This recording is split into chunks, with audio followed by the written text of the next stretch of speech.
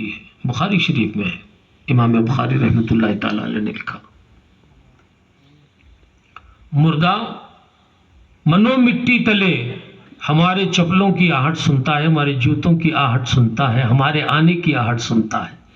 پیارے نبی صلی اللہ تعالیٰ علیہ وآلہ وسلم فرماتے ہیں ہر مرنے والا جب مر جاتا ہے سب چیزیں اس کی برقرار رہتی ہیں، ایک زبان ہوتی ہے جو بند رہتی ہے، کیونکہ زبان ایک عضو ہے، اس کو ہلانے کے لیے حرکت دینے والی چیز کی ضرورت ہوتی ہے، حرکت دینے والی چیز دل ہے، جو دل حرکت دیتا ہے، دھڑکتا ہے تو جسم کے اعضاء میں طاقت آتی ہے، قوت آتی ہے۔ کیسے؟ جو خون کی روانی جاتی ہے، بلڈ سرکولیشن جو ہوتا ہے، اب جب بلڈ سرکولیشن نہیں ہوتا، جس حصے میں بلڈ نہیں پہنچتا وہ حصہ مفلوج ہو جاتا ہے۔ کسی کو آپ نے دیکھا ہاتھ سلامت ہے، پکڑ نہیں پا رہا ہے، پیرالسس ہو گیا، پیر سلامت ہے دیکھنے میں لیکن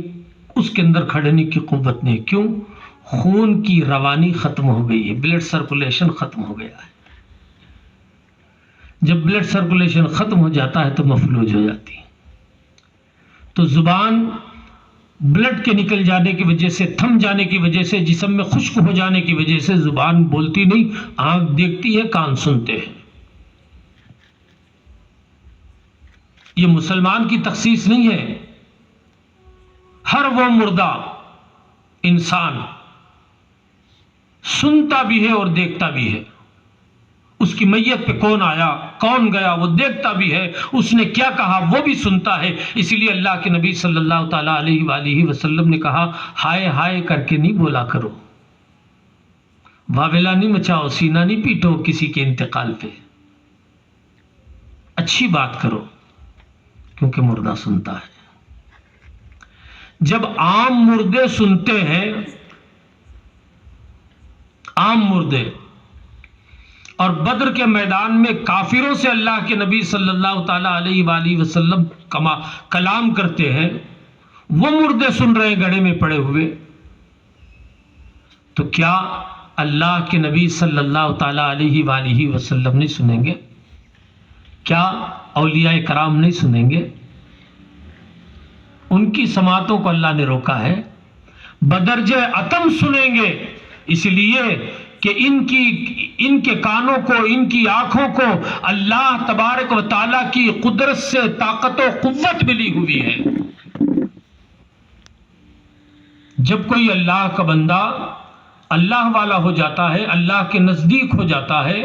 تو اللہ تبارک و تعالیٰ فرماتا ہے اس کی اس کوشش پر، مجھ تک آنے کی کوشش پر میں اسے اپنا کر لیتا ہوں، اپنا بنا لیتا ہوں، اور جب میں اسے اپنا بنا لیتا ہوں تو ایسی قوت عنایت کرتا ہوں، جب وہ دیکھتا ہے تو میری آنکھ سے دیکھتا ہے، میری آنکھ سے، یہ نہیں کہا آنکھ کے ساتھ دیکھتا ہے، بلکہ میری آنکھ سے دیکھتا ہے، میرے کان سے سنتا ہے، میرے ہاتھ سے پکڑتا ہے، میرے پیر سے چلتا ہے، میں اس کی زبان ہو جاتا ہوں جس سے وہ بولتا ہے، میں اس کی آنکھ ہو جاتا ہوں جس سے وہ دیکھتا ہے، میں اس کے کان ہو جاتا ہوں جس سے وہ سنتا ہے، میں اس کے ہاتھ ہو جاتا ہوں جس سے وہ پکڑتا ہے، میں اس کے پیر ہو جاتا ہوں جس سے وہ چلتا ہے۔ عزیزان ملت اسلامیہ، اللہ جسم و جسمانیات سے پاک ہو کر ایک ولی کے لیے، ایک مقرب بندے کے لیے یہ کہہ رہا ہے میں اس کی آنکھ ہوتا ہوں، میں اس کے کان ہو جاتا ہوں، میں اس کی زبان ہو جاتا ہوں، اس کے ہاتھ بن جاتا ہوں،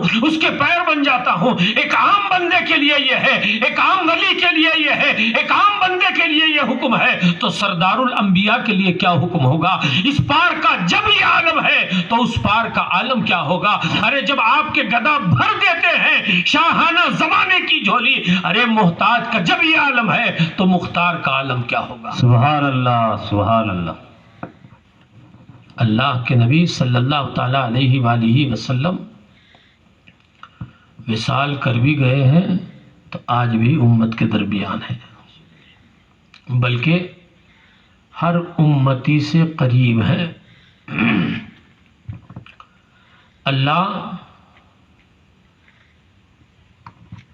گردن کی رگ سے زیادہ قریب ہے۔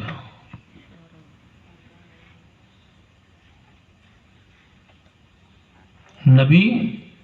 تو تمہارے اندر سے زیادہ قریب ہے، تمہارے دل سے زیادہ قریب ہے۔ النبی اولیٰ بالمؤمنین من انفسہم، تمہارے نفوس کے قریب ہے۔ جب بندہ اپنے نفس کو پاک کر لیتا ہے، اپنے نفس کو پاک کر لیتا ہے تو رب تبارک و تعالی اس کے لیے اعلان فرماتا ہے، اے نفس مطمئنہ آجا، تیرا نفس اطمینان پا گیا ہے، تو آجا، یا ایتھا النفس المطمئنہ ارجعی الی ربک راضیۃ مرضیہ، رب تبارک و تعالیٰ کی مرضی پر رضا ہو کر اس کی طرف لوٹا، ارجع، لوٹا اس کی طرف جہاں سے تو نکلا تھا، اس طرف لوٹا، فادخلی فی عبادی، اے بندے وادخلی جنتی، اب داخل جنت ہو جا۔ نبی پاک صاحب لولاک صلی اللہ تعالیٰ علیہ وآلہ وسلم کا اتنا فضل ہے، اتنا کرم ہے، آپ کی رحمت کا یہ وسیلہ ہے، ورنہ ساری انسانیت، سب کے سب جسے آپ انسان سمجھتے ہیں،